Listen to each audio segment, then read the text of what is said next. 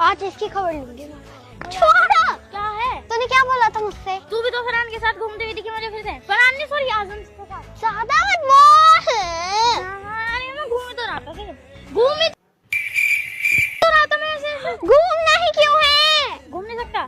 चल ठीक है, मैं ऐसे वाला घूम लूंगा। सिंपल। ये कैसे घूम? अरे देख देख, मैं भी ऐसे घूम रहा था उसके साथ। हाँ। तूने कहा नहीं घूमना, तो मैं अब चलते हैं वाला घूम रहा हूँ। ऐसे ऐसे ये क्या? नहीं दिख नहीं रहेगा। नहीं दिख रहा। बदतमीजी कर रही हैं सबके सामने। हाँ कर रही। क्या सोचेंगे सब? सोचने दे। हाँ तो उससे बात मत करना। आराम से बोल ले। कितने लोग हैं? यार मैं तुझसे प्यार करती हूँ, इस वजह से मुझे दुख होता है। लेकिन मैं तो नहीं करता। तू पागल है? मैं जा रही हूँ तुझे छोड़। अब मैंने सॉरी सॉरी सॉरी अरे सॉरी जा। Sorry sorry sorry sorry sorry sorry sorry sorry sorry